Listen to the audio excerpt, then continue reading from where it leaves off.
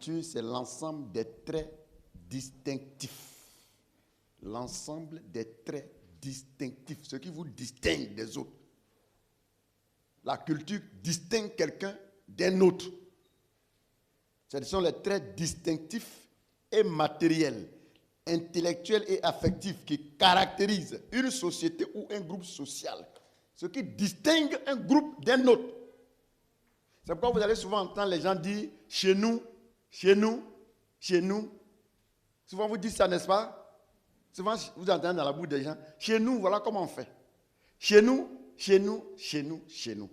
Ce sont les traits distinctifs. Parce que chez vous, on ne fait pas comme chez l'autre. C'est ça la culture.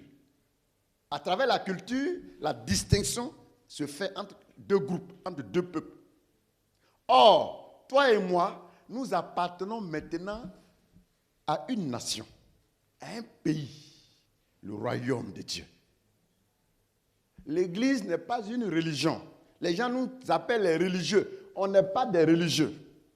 Les religieux, ce sont les musulmans, ce sont les bouddhistes, ce sont les shintoïstes, ce sont tous ces listes-là. Mais l'Église de Jésus-Christ, ce n'est pas une religion.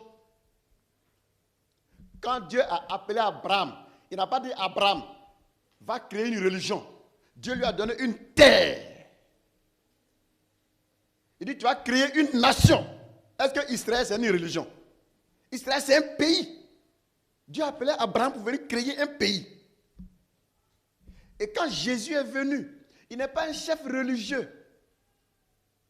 Jésus n'est pas venu créer une religion. Il est venu nous parler d'un pays. Le royaume de Dieu. Et vous êtes tous des candidats pour pénétrer ce royaume-là. C'est comme quelqu'un qui veut venir vivre en France. Il va postuler pour avoir peut-être un visa. Et puis arrivé ici, il va commencer à postuler jusqu'à ce qu'il ait un passeport. Et quand tu as le passeport d'un pays, tu deviens citoyen en part entière de ce pays. C'est pourquoi le royaume de Dieu, étant un pays, nous avons postulé. C'est pourquoi le jour du baptême, quand tu as juré, tu viens de rentrer dans le royaume. Et vous voyez que Félicité, tout à l'heure, Félicité a commencé à goûter et à expérimenter les bontés de notre royaume. Je suis sûr qu'elle est candidate maintenant. Tu veux rentrer dans le royaume? Ah, il y a les bonnes choses là-bas. Il y a les bonnes choses dans le royaume. Quand les évangélistes s'en vont dans les rues, ils s'en vont faire la promotion du royaume. Ils vont dire aux gens dans les rues, venez, venez voir notre royaume, le royaume auquel nous appartenons. C'est le meilleur royaume. Dans notre royaume, il n'y a pas de malades. Il n'y a pas de possédés démoniaques. Le royaume auquel nous appartenons, le roi s'appelle Jésus. Il prend soin de ses citoyens. C'est le meilleur des royaumes. C'est pourquoi ce royaume-là a une culture. Il y a des traits distinctifs qui distinguent les membres de ce royaume aux membres des autres royaumes. Quand vous êtes membre du royaume de Dieu, il y aura désormais, on va constater dans ta mentalité, dans ton comportement, dans ta tenue vestimentaire, dans ton raisonnement, plein de choses. Jusqu'au point où les gens vont dire, mais madame, vous êtes chrétienne? Ce n'est pas toi qui vas leur dire que tu es chrétien. Eux-mêmes, ils vont constater qu'il y a quelque chose qui te différencie d'eux. Et ils vont te poser la question, madame, vous êtes chrétienne? Tu vas dire oui. Parce qu'ils auront constaté quelque chose, une attitude, une manière d'être chez toi. Sans que tu n'ouvres la bouche pour leur dire qui tu es. C'est pourquoi Jésus nous a dit avant de partir, vous êtes dans le monde, mais vous n'êtes pas du monde. Mais comment est-ce qu'on saura que tu n'es pas du monde? C'est à travers ta façon d'être, ta façon de faire. Donc vous voyez que quand on vient s'asseoir à l'église en tant qu'un religieux, rien ne changera dans votre manière de faire et dans votre manière d'être. Mais quand vous venez à l'église et que vous commencez à vous conformer à vous conformer à ce que Dieu a dit, vous allez commencer à vivre des changements dans votre manière d'être et dans votre manière de faire. Les autres aussi autour de vous vont commencer à le constater. Alors, bien-aimés frères et sœurs, je voudrais donc en ce matin que nous comprenions que le royaume de Dieu a une culture. Le royaume de Dieu a une façon d'être, a une manière d'être. Et il est important que cela soit su. Alors, nous avons introduit donc ce programme, ce moment-là, le dimanche dernier. Nous avons découvert comment est-ce que la culture du ciel peut garantir notre succès sur la terre. Le succès, ça ne s'improvise pas. On ne prie pas pour réussir. Si vous priez et que votre attitude ne change pas, vous ne réussirez pas. Ce n'est pas la prière qui va faire que ton mariage va réussir. Ce n'est pas la prière qui va faire que le travail va réussir. Vous savez, les chrétiens comprennent mal les choses souvent. La prière ne suffit pas pour réussir. Parce que le succès, ça ne s'improvise pas. Il y a une manière d'être et il y a une manière de faire pour réussir. Si vous voulez réussir votre mariage, il y a une manière de faire. Et il y a une manière de se comporter pour que ça marche dans le foyer. Mais si toi tu pries seulement, quand tu finis de prier, tu fais n'importe quoi, rien n'ira. Vous rentrez dans un service, on vous a employé là-bas. Il y a des règles dans l'entreprise où vous travaillez. Il y a une déontologie. Il y a une façon de faire qu'on te recommande là-bas. Et toi tu arrives, tu dis moi je m'en fous de vos règles. Moi je prie mon Dieu. Quand j'arrive, je travaille comme moi je veux. Mon ami, on va te chasser. Et c'est le cas de beaucoup de chrétiens. Quand ils rentrent quelque part, ils ne respectent rien. Ils font ce qu'ils veulent. Et puis à la fin, on va te renvoyer. Et tu vas dire, non, moi-même, on dirait que tu es maudit. Tu n'es pas maudit. Ton cœur est mauvais. Tu es un bandit. Vous voulez rentrer dans une entreprise. Informez-vous. Si vous voyez que la déontologie, la façon de faire là-bas, ça ne concorde pas avec la parole de Dieu, tu es libre de dire, je ne rentre pas. N'est-ce pas? Tu dis, non, c'est vrai que la proposition que vous me faites, il y a un bon salaire, mais la manière de vivre et de faire ici, ce n'est pas en conformité avec la parole de Dieu. Donc, ce boulot-là, je renonce. Tu es libre. Et quand tu acceptes de rentrer là-bas, si tu veux gravir les échelons, si tu veux prospérer dans ce travail, il faut connaître comment ça fonctionne. Il faut connaître comment ça fonctionne. Et puis fonctionner correctement, comme ça, on dit de fonctionner. C'est pourquoi nous avons dit que l'information pour réussir dans la vie est importante. Pour réussir dans la vie, il faut avoir l'information. Si vous rentrez dans un milieu quelconque, pour réussir, il faut avoir l'information exacte. Parce que c'est l'information qu'on appelle la vérité. Et le Seigneur a dit dans Jean 8, verset 32, Jean 8, verset 32, vous connaîtrez la vérité et la vérité vous affranchira. C'est l'information qu'on appelle la vérité. Tu veux te marier, informe-toi qu'est-ce que c'est le mariage.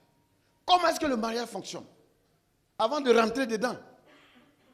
Et quand tu rentres dedans, comme tu connais maintenant ce que c'est que le mariage, comment ça fonctionne, tu commences à te comporter, comment est-ce qu'un mariage fonctionne, et tu réussiras dedans. Tu viens à l'église, tu es devenu membre d'une église. Mais il faut lire la Bible pour comprendre. Il faut écouter les pasteurs, ce qu'on enseigne. Chercher à comprendre. Cette affaire où je suis rentré là, c'est quoi l'église? Pourquoi l'église? Quelle est la mission de l'église?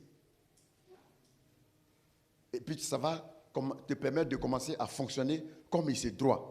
Le Seigneur dit, vous connaîtrez la vérité et la vérité vous affranchira. Donc l'information, c'est ça qu'on appelle la vérité. Et en toute chose, le succès est basé sur la mise en application de la vérité. Je répète, en toute chose, le succès est basé sur la mise en application de la vérité. Parce qu'il y a la théorie et la pratique. Il y a la théorie et la pratique. il y a la théorie et il y a la pratique, connaissez la vérité. Pour commencer à la pratiquer. Pour commencer à la pratiquer. Et la sagesse, c'est quoi? C'est la mise en application de ce qu'on connaît. Quand vous connaissez et que vous commencez à pratiquer, c'est ça qu'on appelle la sagesse. Tout n'est pas de connaître. Mais quand on connaît, il faut pratiquer. Tu as appris, c'est une bonne chose, c'est une première étape. Ici, en France, on a l'habitude de rencontrer beaucoup de gens. Quand tu leur dis, vous êtes chrétien, ils disent oui, je suis chrétien, mais non pratiquant. C'est pas ça? Mais dites-lui, dans ce cas, tu n'es pas chrétien. Comment tu peux dire que tu es une chose et tu ne vis pas la chose? C'est que tu ne l'es pas. C'est que tu ne l'es pas. Vous n'êtes pas chrétien si vous ne vivez pas la vie chrétienne. Ce n'est pas le fait de venir s'asseoir à l'église qui fait de toi un chrétien.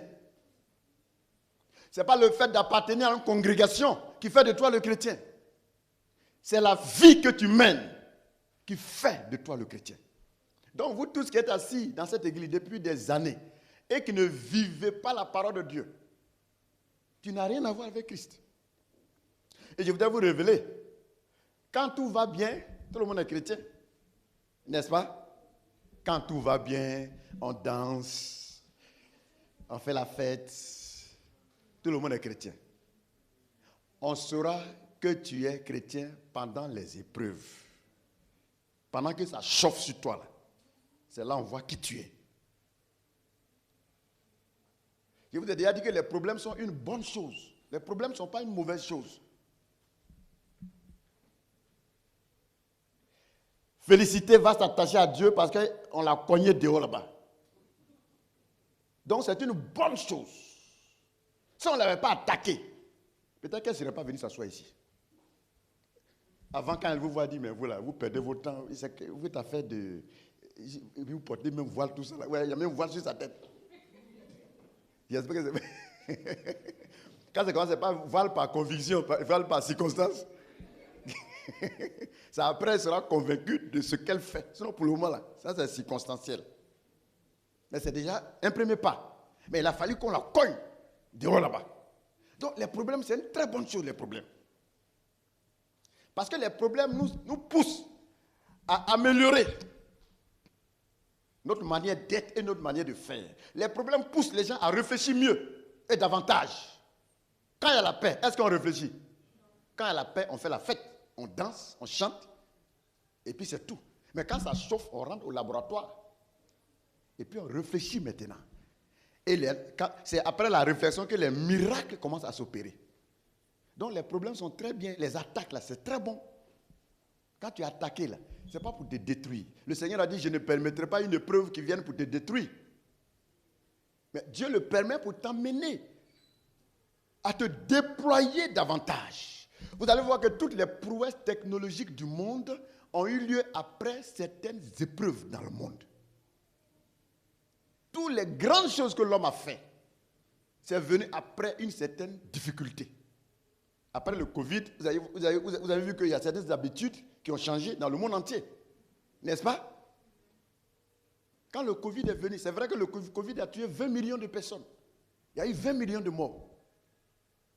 Mais le Covid a permis que de nouvelles habitudes viennent. Sans le Covid, on n'aurait pas eu ça. C'est pourquoi le fait d'appartenir à une église, ça ne suffit pas. Le fait d'avoir l'information, ça ne suffit pas. Il faut vivre ça. Il faut pratiquer ça. Il faut qu'on voit ça dans ta vie, dans ton comportement, dans ta façon d'être. Alors, retenons que le succès n'est pas un mystère. Il y en a qui voient le succès comme un mystère. Ceux qui ont réussi à faire telle ou telle chose, ce n'est pas de façon mystérieuse. Il y a des principes qu'ils ont appris, qu'ils ont appliqués. Et c'est ça, c'est ce qui a produit le succès. Tu veux un mariage réussi? Apprends les principes qui font que le mariage va réussir. Tu veux une relation qui réussit? Cherche à connaître les principes qui font que cette relation va réussir. Tu veux une vie spirituelle épanouie, cherche à connaître les principes qui vont te permettre d'avoir une vie spirituelle épanouie. Tout n'est pas de prier. Quand tu as fini de prier, là, tu mets en application ce que tu as appris. C'est comme ça qu'on fait. Mais il y en a qui prient et quand ils finissent de prier, ils font ce qu'ils veulent et puis ils s'en foutent. Ils disent, bon, de toute façon, moi j'ai prié, hein, moi j'ai déjà prié. C'est comme un élève qui va à l'école et puis il fait un cours, il fait une semaine, il ne va pas. Après, il vient, il fait 2 jours, il ne va pas. Et puis il dit, bon, de toute façon, hein, moi je vais jeûner, je vais prier, mon Dieu va faire le miracle là. Là, Dieu ne va rien faire. Dieu ne va rien faire. Récemment, le Covid battait son plein. On a dit aux gens, voici les mesures barrières. N'est-ce pas? Ceux qui veulent vivre, respectez les mesures barrières. Toi, tu dis, tu t'en fous. Tu t'en fous de mesures barrières. Beaucoup ont fait ça aujourd'hui, ils sont dans le tombeau. Il y a un frère qui m'a appelé un soir. Apôtre, vraiment, il faut prier pour moi. Vraiment, le Covid m'a attaqué ma femme et moi. Pourtant, lui, il disait que le Covid là, c'est faux, c'est pas vrai. Ça, c'est les gens qui ont inventé cette histoire, c'est pas vrai. Il discutait. Et un matin, il m'appelle, il dit, il faut prier pour moi. Il dit, ah, c'est devenu vrai. Il dit, apôtre, la chose là, c'est vrai. Hein? C'est-à-dire, il y en a qui attendent qu'on les gifle d'abord avant de devenir sérieux. Il ne faut pas attendre qu'on te plie. Parce que quand on te plie, tu peux casser. Toi-même, il faut te plier. Se soumettre, c'est ça qu'on appelle se plier soi-même. Tu t'es plié. C'est différent que quand toi, on veut te plier. Parce que quand on va te plier, là, tu vas chercher à résister. C'est pas ça? On va faire par la force et puis ça va te casser. Or, quand toi-même tu te plies, vous voyez, c'est simple et c'est facile. C'est ça la soumission. Soumets-toi et puis c'est simple. Mais n'attends pas qu'on vienne te pousser, t'exiger ça. C'est pourquoi quand tu entends la parole de Dieu, obéis. N'attends pas que les problèmes viennent t'emmener à obéir.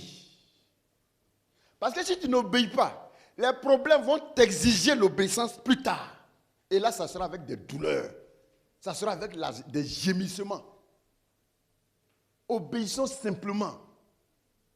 Quand tu as entendu la voix de Dieu, quand tu as lu la parole de Dieu, quand tu as entendu la prédication de l'homme de Dieu, écoute, obéis simplement.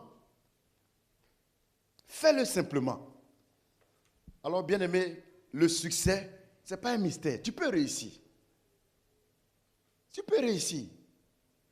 Tu peux réussir ton parcours terrestre. Tu peux réussir ta vie professionnelle.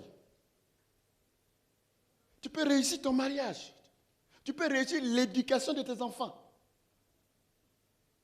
Vous savez que l'éducation des enfants, aujourd'hui, c'est devenu un casse-tête. Mais on peut le réussir. J'ai dit, quelles que soient les lois que les gens mettront, Dieu a fait de l'homme un être intelligent. Tu peux trouver dans toutes ces contraintes des stratégies pour éduquer tes enfants. Pour qu'ils soient des enfants bien éduqués. C'est possible. Dieu t'a donné l'intelligence pour réfléchir. L'homme n'est pas limité.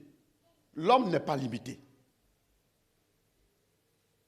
Si l'homme n'était pas mortel, les gens qui sont morts depuis là, jusqu'à aujourd'hui, ils seraient en train de faire encore des inventions.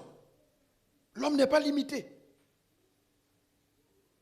Même quand quelqu'un est vieux, moi je pense que si la mort n'est pas venue, c'est là même les vieux allaient mettre leur expérience encore plus au service de la société. Mais la mort vient souvent les faucher, ils s'en vont avec des trésors. Des personnes âgées qui meurent, ils s'en vont avec de gros trésors parce qu'ils ont une grosse expérience de la vie. Les jeunes gens qui viennent diriger le monde, ils n'ont aucune expérience. Or, le vieux qui a 100 ans, ça lui fait 100 ans d'expérience. Il a vu des choses. Il a expérimenté des choses. À supposer qu'il ne mourrait pas. Mais il va mettre toute cette sagesse, tout ce savoir-faire au profit de la société. Ça allait être extraordinaire. Donc, vous êtes des gens intelligents. Quelle que soit la situation qu'on va t'imposer, tu peux t'asseoir dans le calme, dans la tranquillité, réfléchir et puis trouver des solutions. Je vous en prie, donnez du temps à la réflexion. Donnez du temps à la réflexion. Ne soyez jamais troublé devant une situation. Quand quelque chose arrive, allez-y dans le calme, dans la tranquillité et dans la prière. Vous allez voir que votre esprit, en contact avec le Saint-Esprit, va féconder en vous des idées, des bonnes idées. On a vu ça quand on étudiait les projets, n'est-ce pas? Le Saint-Esprit permet de féconder notre esprit pour qu'on ait des bonnes idées. C'est pourquoi être rempli du Saint-Esprit, c'est une bonne chose. Et quand vous avez des problèmes, des difficultés, ne soyez jamais paniqués. Ne vous effrayez pas. Allez-y tranquillement dans le calme et dans la prière. Vous allez voir que vous allez commencer à avoir des bonnes idées pour apporter la solution, la solution, la solution et la solution. Amen. Donc, le succès, ce n'est pas un mystère. Il est possible que tu réussisses. Et le succès se base sur certains éléments, tels que la connaissance et la mise en application de la vérité. La connaissance et la mise en application de la vérité. Connaissez la vérité, appliquez-la et vous réussirez. Connaissez la vérité et appliquez-la et vous réussirez. Je répète, connais la vérité, applique la vérité et tu réussiras. Parce que tu ne peux pas réussir tant que tu n'as pas la vérité. Tant que tu n'as pas la vérité, tu ne peux pas réussir. La vérité dans la gestion d'une chose quelconque. Tant que tu n'as pas la vérité dans la gestion d'une chose quelconque, tu ne peux pas réussir dans ce domaine. C'est valable pour tous les domaines de la vie. C'est pourquoi le succès est basé sur, premièrement, la connaissance de la vérité. Et deuxièmement, sur l'application. Il faut connaître, ensuite on applique. Donc ne dites plus aux gens, je suis chrétien non pratiquant. C'est que tu n'es pas chrétien. Et si quelqu'un te dit, je suis chrétien non pratiquant, il faut dire, mon frère, tu es un païen. La vérité, c'est l'information originale. Qu'est-ce qu'on appelle la vérité? La vérité, c'est l'information originale. L'information d'origine, c'est-à-dire l'information du commencement. Dans Matthieu 19, versets 7 à 8, Matthieu 19, 7 à 8. Matthieu 19, 7 à 8. Pourquoi donc, lui dit-il, Moïse a-t-il prescrit de donner à la femme une lettre de divorce et de la répudier? Il leur répondit, c'est à cause de la dureté de votre cœur que Moïse vous a permis de répudier les femmes. Au commencement, il n'en était pas ainsi. Il fut un temps où beaucoup ont commencé à divorcer les femmes, avec leurs femmes en Israël. Vous savez, les gens se marient et puis 2 jours après, ils ne veulent plus vivre avec la femme. Ou bien 2 jours après, la femme ne veut plus vivre avec le monsieur. Tout à l'heure, s'il demande qui a une fois eu l'intention de divorcer, vous allez voir, il y aura des mains. Il y en a même peut-être qui ont déjà divorcé. Pourtant, quand l'homme et la femme se sont croisés, l'amour était là. Chacun était sincère. Mais pourquoi plus tard, on se sépare? Donc, ces choses étaient arrivées. Et un jour, les gens sont venus voir Jésus. Ils lui ont dit, Seigneur, vraiment, les femmes là, elles nous emmerdent, on a envie de les renvoyer. Est-ce que c'est normal qu'on les renvoie, qu'on renvoie sa femme? Parce que Moïse nous en a donné la permission. Ils ont envoyé ce débat là devant Jésus. Et le Seigneur a dit non. Moïse a été sage. Comme vous avez des cœurs qui ne pardonnent pas, et que vous voulez forcément faire ce que vous voulez, c'est pourquoi Moïse s'est désengagé. C'est pourquoi il vous a dit, celui qui veut divorcer, il fait un courrier avec ses 2 mains, tu prends ta main, tu prends ton bic, tu écris, tu dis, ma femme là, elle m'énerve. Je ne veux plus d'elle. Et puis tu envoies ça à Moïse. Et Moïse garde ça pour témoin contre toi. Et il a terminé pour dire, au commencement, c'est ce qui va nous intéresser ce matin. Il dit, au commencement, il n'en était pas ainsi. C'est-à-dire quoi? Celui qui a inventé le mariage, lui n'a pas dit ça. Qui a mis en place le mariage? Qui a initié le mariage? Donc, Jésus leur donne maintenant l'information originale. Il dit l'information d'origine. L'information première. L'information qui vient de l'initiateur de la chose est que lui n'a jamais autorisé le divorce. Donc voilà ce que Dieu dit. Ça veut dire que savoir l'origine d'une chose, d'où ça vient, c'est très important. Vous savez que quand une chose commence, au fur et à mesure, ça se modifie. Ça se modifie. Remarquez bien, quand vous dites une parole à votre soeur, dans 10 jours, si elle a rapporté ça à quelqu'un, l'autre personne a rapporté à un autre, à un autre, à un autre, à un autre. Jusqu'à la 10e personne, ce n'est plus ce que tu as dit. C'est pas vrai? Ils vont continuer de dire ton nom. Mais en réalité, ce n'est pas ce que toi tu as dit. Parce que progressivement, ils vont commencer à dénaturer ce que tu as dit progressivement, progressivement, progressivement. C'est pourquoi la parole d'origine, pour savoir la vérité, quand vous êtes face à une situation, cherchez à aller jusqu'à l'origine. La première personne qui a parlé là, allez-y la rencontrer. Vous allez savoir la vraie version. La vérité là, vous allez savoir. Sinon, si c'est ce que la 10e personne vient te dire là, ma soeur, mon frère, ils ont dénaturé ce que la personne a dit. Et c'est comme ça qu'on fait pour gâter nos gens. Il paraît que Gaston, voilà ce que Gaston a fait. Voilà ce que Gaston a dit. Et progressivement, les choses changent. C'est pourquoi le Seigneur dit, au commencement, il n'en était pas ainsi. C'est pourquoi je vais vous donner un exemple simple. Le manuel produit par le concepteur d'un appareil. Voici un téléphone. Voici un téléphone. Quand vous achetez un téléphone, un appareil quelconque, il est toujours accompagné d'un manuel, n'est-ce pas? Il y a un bout de papier qui accompagne toujours dans le box. Vous avez remarqué? Qui a une fois lu tout papier là? Levez la main. Je n'ai pas dit que tu as lu une partie, j'ai dit que tu as une fois lu tout. Si tu lèves ta main, tu es un menteur.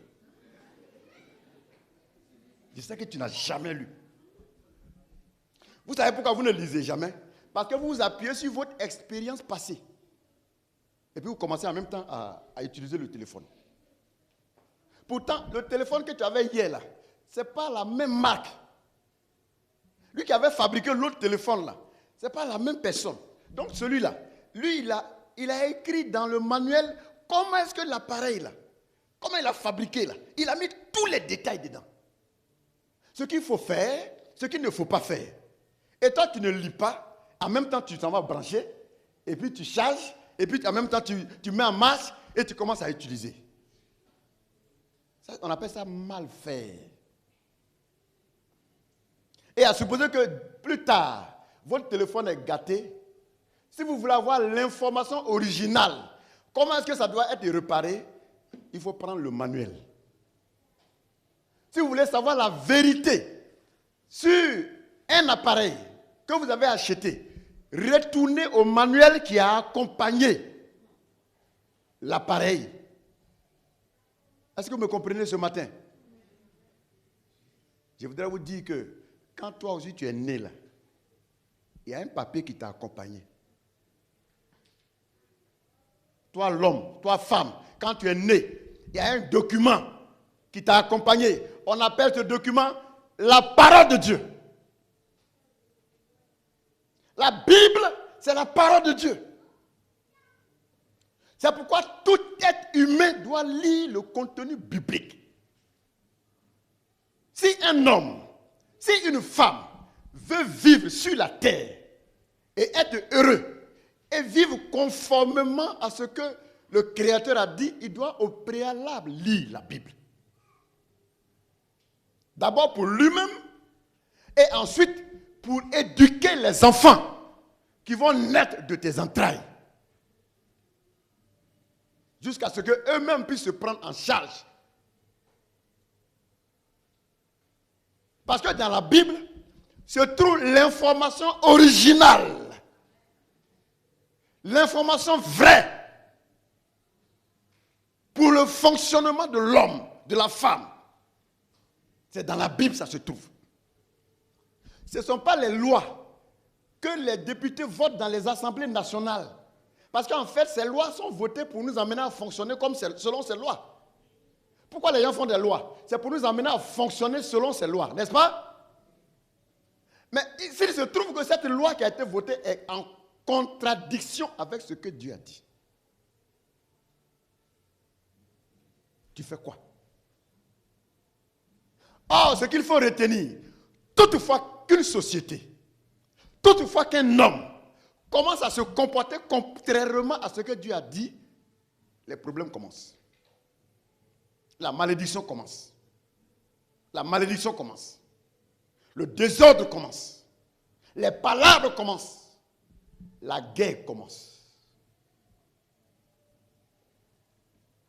L'égoïsme conduit à la guerre. Pourquoi il y a les guerres? Pourquoi il y a les famines? Ce n'est pas parce qu'il n'y a pas l'argent sur la terre, ce n'est pas parce qu'il n'y a pas de nourriture sur la terre, c'est parce que le cœur de l'homme est égoïste.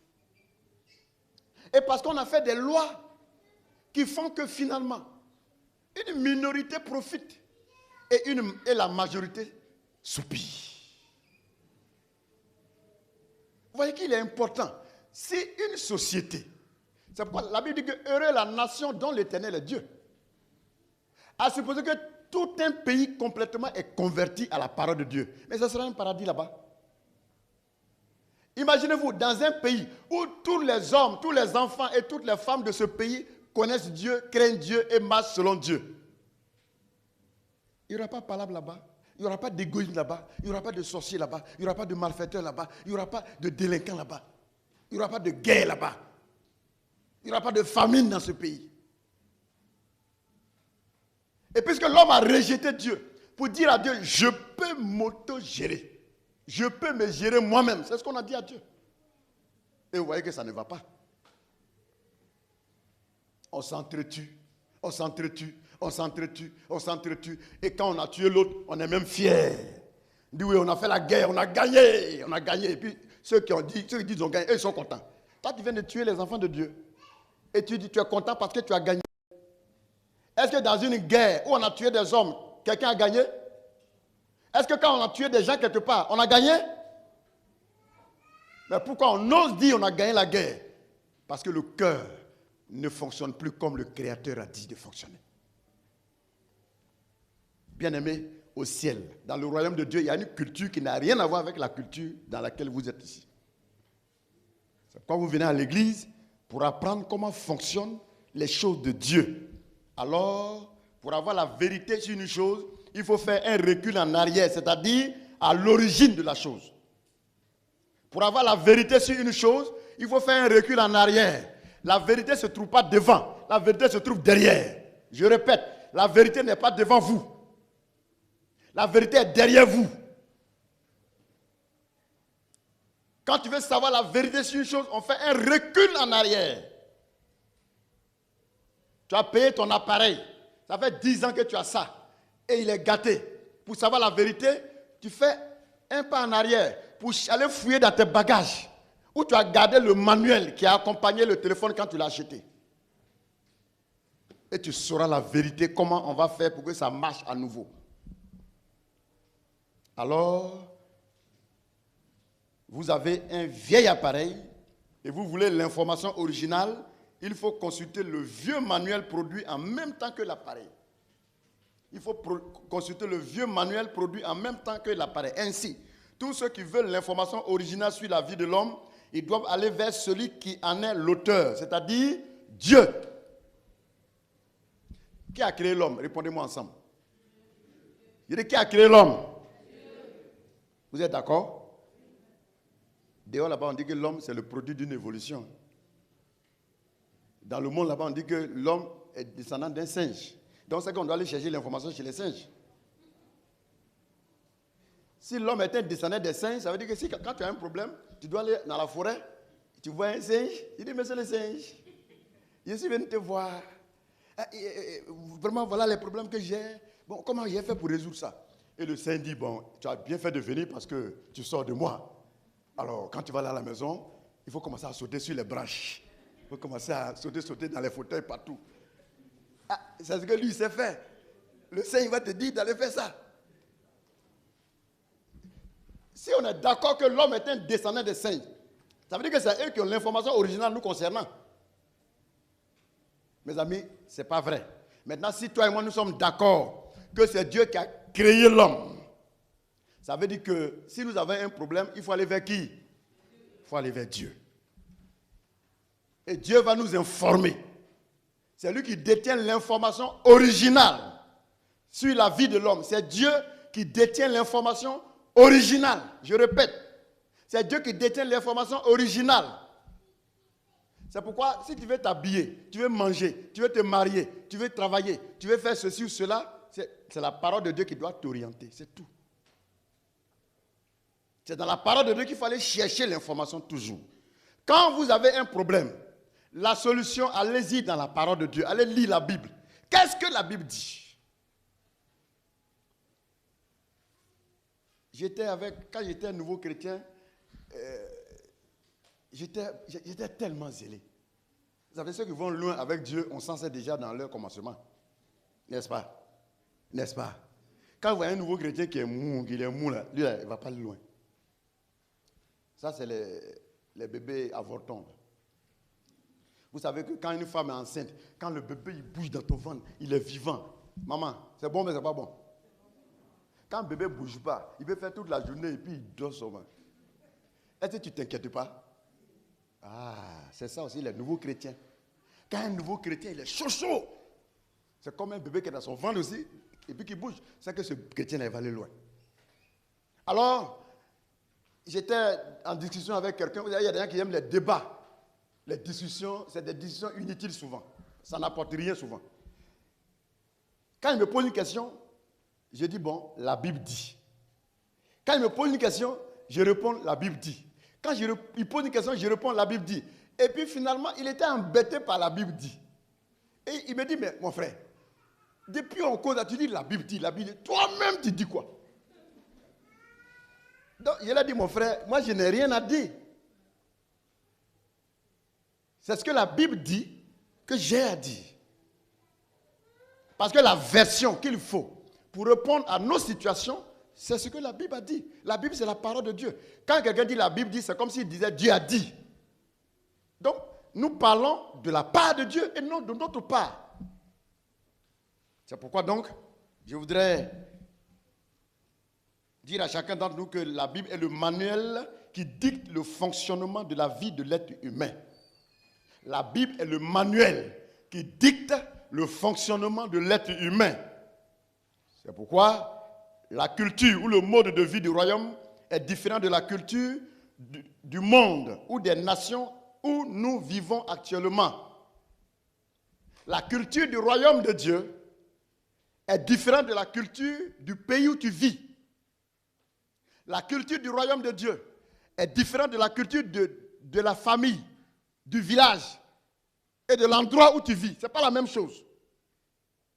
C'est pourquoi si tu as accepté Jésus comme Seigneur et Sauveur de ta vie, il faut que tu apprennes comment est-ce que dans le royaume on vit. Et quand tu vas commencer à vivre comme on vit dans le royaume, ton succès avec Dieu sera garanti.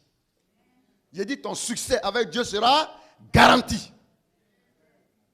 Vous ne réussirez jamais si vous piétinez la vérité. Ce n'est pas possible. Ce n'est pas la prière, les jeûnes et prières qui font réussir. Ça ne suffit pas. Le pilier de la réussite, c'est de connaître la vérité et de la pratiquer. C'est là que ça commence. Nous avons vu que quand on étudiait les projets, on a vu que sur le plan spirituel, ton projet peut être attaqué. N'est-ce pas? C'est pourquoi, quand on connaît la vérité et qu'on la pratique, et lorsque maintenant dans le spirituel, il y aura des combats maintenant, puisque tu es dans la vérité et que tu la pratiques, la puissance de Dieu va être manifestée. Et Dieu va venir à ton secours. Mais le fait même que tu ne connais pas la vérité, ou bien tu connais la vérité mais tu la piétines, mais Dieu ne peut pas se lever pour ta cause. Dieu ne se lève pas pour les injustes. Dieu n'envoie pas des anges pour venir au secours des injustes. La Bible a dit que l'ange de l'Éternel campe, sécurise ceux qui craignent Dieu. Ça veut dire que si tu ne crains pas Dieu, l'ange de Dieu ne viendra pas pour ta cause. Or, pour craindre Dieu, il faut d'abord connaître la vérité. Il faut d'abord avoir la vraie information. Le mensonge est beaucoup véhiculé dans ce monde. Et vous savez que l'arme principale avec laquelle Satan a neutralisé l'humanité, c'est le mensonge. Satan n'a pas pris des kalachnikovs pour venir terrasser l'homme. Il a pris le mensonge. Connaissez le diable. Lorsque Adam et sa femme, il les a approchés, il lui a dit, il a dit à Ève, Dieu a-t-il dit que vous ne mangerez pas ce fruit? Quand Ève a répondu oui, Dieu l'a dit. Satan dit non, ce que Dieu a dit là, c'est faux. Elle dit, ah bon? Il dit oui, moi je connais Dieu, il y a longtemps moi je vis avec lui. Quand même, je suis Lucifer. Je suis l'ange le plus proche de lui. Je suis son principal collaborateur. Je le connais, c'est un menteur. Je le connais très bien. Si aujourd'hui je me suis séparé de lui, c'est à cause de ses mensonges. Dieu, il ment trop. Satan, il a argumenté. Et il a convaincu notre maman Ève que Dieu est un menteur. Et il lui a dit, madame, si vous croyez que je mens, prends ce fruit, goûte. Tu vas voir tout à l'heure ce qui va se passer. Elle dit, Dieu dit que je vais mourir. Il dit, non, tu ne mourras pas. Rien ne t'arrivera. Et regardez un gros menteur, ce monsieur-là. Je voudrais vous dire que Satan n'a pas changé de fusil d'épaule. Je vous donne l'information ce matin. Les démons n'ont pas changé de stratégie. Le diable n'a pas changé de stratégie. C'est pourquoi il a rempli le monde de mensonges. Allez-y sur les réseaux sociaux. Vous allez voir, il y a du mensonge partout. Allez-y sur les chaînes de télévision. Il y a du mensonge partout. Allez-y dans les églises. Ça ment. Finalement, où on va trouver la vérité? Parce qu'il a sémé le désordre. Il est terrible ce monsieur-là, Satan. Mais gloire soit rendue à Dieu. Mais gloire soit rendue à Dieu. Tous ceux qui chercheront sérieusement et sincèrement la face de Dieu, le Saint-Esprit de façon lucide va les habiter. Il va vous éclairer pour ne pas que vous tombiez dans ces pièges-là. C'est pourquoi faites attention à ce que vous entendez. Faites attention à ce que vous voyez. Faites attention à ce que vous voyez les gens faire. Ne vous jetez jamais dans quelque chose parce qu'il y a du monde dedans. Partout où le monde se rassemble massivement, Dieu n'est pas là-bas. L'homme n'aime pas Dieu. Et quand vous voyez les gens s'attrouper sur un événement, quand vous voyez les gens s'attrouper sur une chose, avant de vous mettre dedans, informez-vous sérieusement. Sinon, vous allez tomber dans un piège. Bien-aimés frères et sœurs, la culture du royaume de Dieu, nous allons terminer tout à l'heure, la culture du royaume de Dieu est différente de la culture du monde et des nations. La culture du royaume de Dieu véhicule la vraie information en elle. Et nous découvrons le bon fonctionnement des choses. Si tu veux avoir le bon fonctionnement des choses, va dans la Bible. Comment on se marie? Comment et pourquoi on travaille? Comment et pourquoi on s'habille? Comment et pourquoi on mange? Comment et pourquoi on fait toutes choses? Ne faites jamais une chose parce que vous voyez les gens faire. Informez-vous d'abord. Amen. Informez-vous d'abord avant de vous jeter dans quoi que ce soit. Parce que tu vois les gens faire une chose, toi aussi tu te jettes dedans. On ne fait pas ça. Naturellement, c'est ce qu'on fait. Il y a des choses qu'on fait par orgueil. Bon, comme tu as fait, moi aussi j'ai fait pour te montrer que je peux aussi. Oh, tu n'en as pas besoin. Oh, ce n'est pas nécessaire pour toi. Bien-aimés frères et sœurs, nous allons poursuivre un peu pour commencer à parler de comment identifier ou reconnaître un citoyen du royaume de Dieu. comment identifier ou reconnaître un citoyen du royaume. Ce matin, nous sommes nombreux dans cette salle. Mais qui est pour Dieu? Qui est de Dieu? Qui n'est pas de Dieu? Dieu seul le sait. Dieu seul le sait. La volonté de Dieu est que nous tous, nous soyons pour lui. Et que nous soyons de lui. Mais à travers l'enseignement, tu peux détecter si tu es de Dieu ou si tu ne l'es pas. Bien-aimés, dans le livre de Luc, chapitre 17, Jésus répond à cette question. Comment identifier ou reconnaître un citoyen du royaume? Luc, chapitre 17, 20 à 21. Luc 17, 20 à 21. Comment identifier, comment reconnaître quelqu'un qui est un fils du royaume de Dieu? Luc 17, 20 à 21. Les pharisiens demandèrent à Jésus quand viendrait le royaume de Dieu. Il leur répondit, le royaume de Dieu ne vient pas de manière à frapper les regards. On ne dira pas, il est ici, il est là, car voici le royaume de Dieu est au milieu de vous. Car voici le royaume de Dieu est au milieu de vous. Il dit, le royaume de Dieu est au milieu de vous. Jésus était en train d'enseigner. C'est pourquoi retenez que être citoyen du royaume, ce n'est pas une apparence.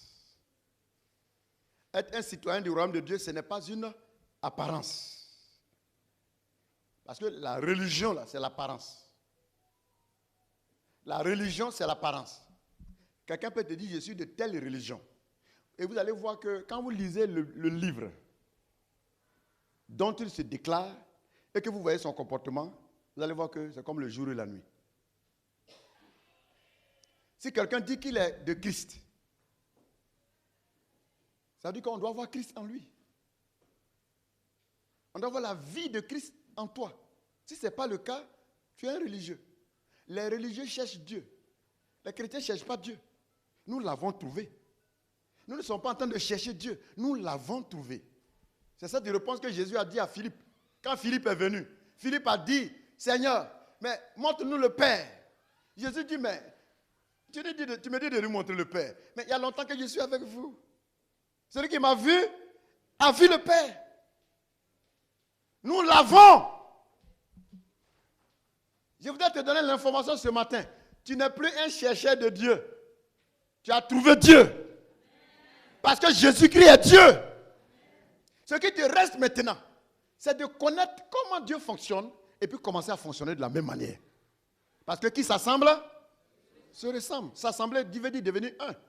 Quand on devient un, c'est qu'on a le même fonctionnement. Vous ne verrez jamais deux personnes qui sont un en train de marcher, faire tout ensemble, s'ils n'ont pas la même manière de faire les choses. Jamais. Dans le foyer, quand monsieur a une manière de faire et madame a une autre manière de faire, vous allez voir que ce foyer ne va pas aller loin. Les foyers qui sont solides, vous allez voir, il y a une grande complicité entre monsieur et madame. Si monsieur est menteur, madame, c'est une menteuse. Oui. Si monsieur est intègre, il communique cette intégrité à madame. Ou bien si madame est intègre, elle communique ça à monsieur. Vous ne verrez jamais deux personnes qui sont ensemble et puis ils ont des comportements différents. Ce n'est pas vrai. Pourquoi il y a les séparations dans les foyers? Parce que les deux ne se ressemblent pas. Madame peut s'asseoir et dire, bon, monsieur, je regrette parce que je vois qu'on ne regarde pas dans la même direction. C'est pas ça? Quand vous regardez dans la même direction, vous devenez des complices. Qui s'assemble, c'est pourquoi on dit qui s'assemble, se ressemble. Tu ne peux pas dire que tu ressembles à quelqu'un pendant que vous n'avez pas la même manière de fonctionner. Donc, qui s'assemble à Dieu, ressemble à Dieu. Qui s'assemble à Jésus, ressemble à Jésus. Donc, si tu t'es donné à Christ, il faut que tu... Maintenant, vous ne cherchez plus Dieu, vous l'avez. Maintenant, qu'est-ce que vous devez faire maintenant? Connaître Dieu, comment il fonctionne, et puis apprendre à fonctionner comme lui. C'est ce que nous sommes en train de faire maintenant. Connaître Dieu et apprendre à fonctionner comme Dieu fonctionne. Connaître Dieu, apprendre à penser comme Dieu pense. Connaître Dieu, apprendre à regarder comme Dieu regarde. Connaître Dieu, apprendre à faire toutes choses comme Dieu fait. C'est ce travail-là auquel nous sommes maintenant. Sinon, on n'est plus en train de le chercher, on l'a trouvé. Si vous avez croisé quelqu'un quelque part qui dit, j'ai Dieu, il faut dire, mon frère, viens, je l'ai trouvé. Vous avez compris? Si vous croisez quelqu'un quelque part qui dit, ma chérie, je suis en train de chercher Dieu, il faut dire, mais tu es très bien tombé. Moi, je l'ai trouvé. Viens, il t'accompagne chez lui. Et puis tu prends la Bible, tu dis, regarde là, le voilà. Parce que la parole de quelqu'un, c'est la personne. N'est-ce pas? Votre parole n'est pas différente de vous. La parole d'une femme, la parole d'un homme, c'est la personne elle-même. Donc la parole de Dieu, c'est Dieu. Donc tu l'as trouvé.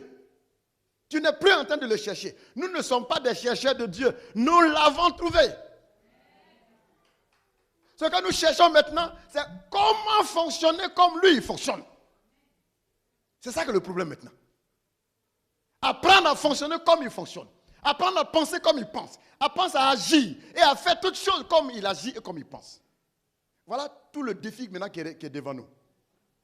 C'est pourquoi travaillons à cela. Et Jésus leur a dit, le royaume de Dieu est parmi vous. La religion, c'est l'apparence. Mais la citoyenneté, elle est en nous. C'est une culture. Et la culture est en nous. La vie de Dieu, c'est une culture. La vie de Dieu, c'est une culture. Et cette culture est en vous.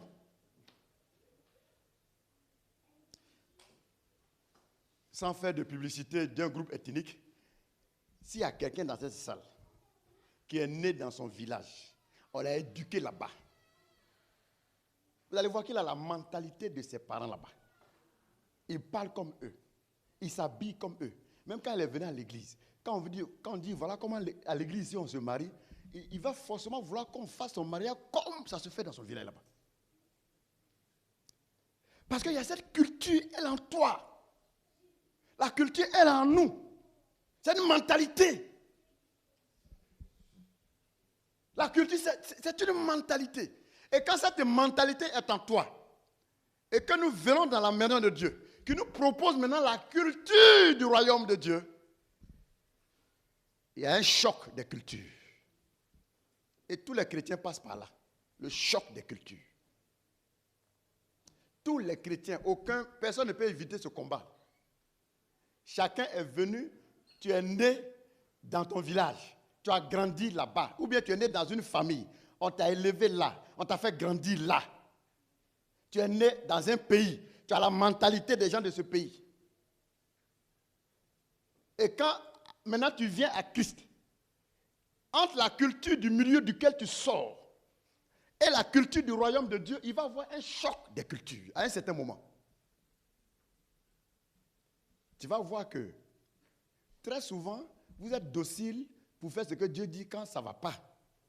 Félicité, actuellement, elle est prête à faire tout ce que Dieu va dire. Parce qu'elle veut qu'elle sorte de cette affaire-là. C'est pas ça? Mais vous allez voir que quand Félicité va sortir de là, Dieu va lui dire, bon, ma fille, j'étais guérie, j'étais sauvée. Maintenant, voilà comment il faut penser, comment il faut faire, comment il faut faire, comment il faut faire. Elle va commencer à dire à Dieu maintenant, pourquoi? C'est ce que tu m'as dit là, on va où? Ah, vous savez, l'homme, Dieu a donné quelque chose à l'homme qui est très important, mais qui a en même temps un piège pour lui quand on ne sait pas l'utiliser. C'est la volonté. Nous sommes des êtres capables de décider. C'est pourquoi l'homme peut décider son malheur, il peut décider son bonheur. Votre bonheur peut venir d'une décision, votre malheur peut venir d'une décision.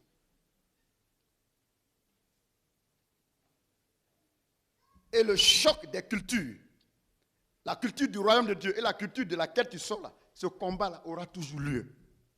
Mais celui à qui tu vas, du côté de qui tu vas te mettre, c'est lui qui va gagner la guerre.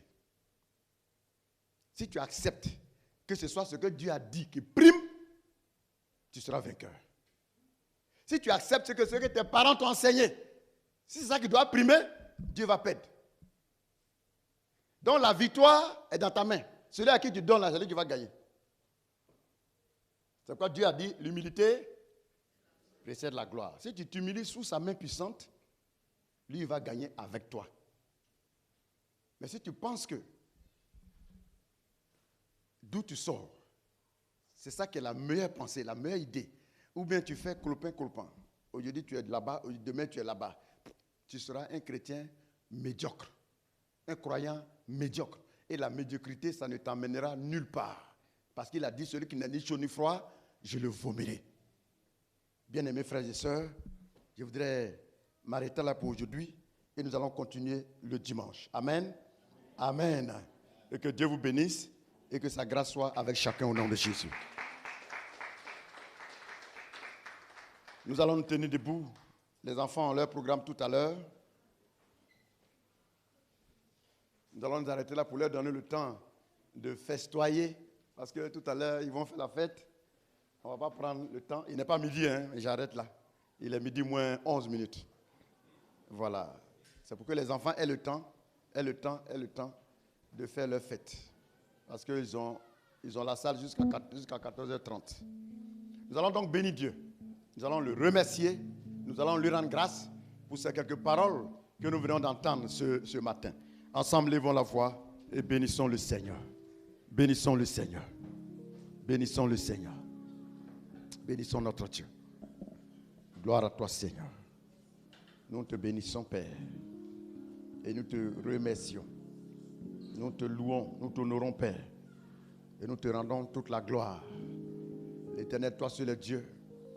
Tu nous donnes l'occasion aujourd'hui d'entendre ta parole et de recevoir, notre Dieu, tous ces enseignements. Louange, honneur et gloire à toi. Et merci, Seigneur, toi qui nous instruis, toi qui nous donnes ta parole, Père éternel, pour notre bien. Mon âme donc te loue et mon esprit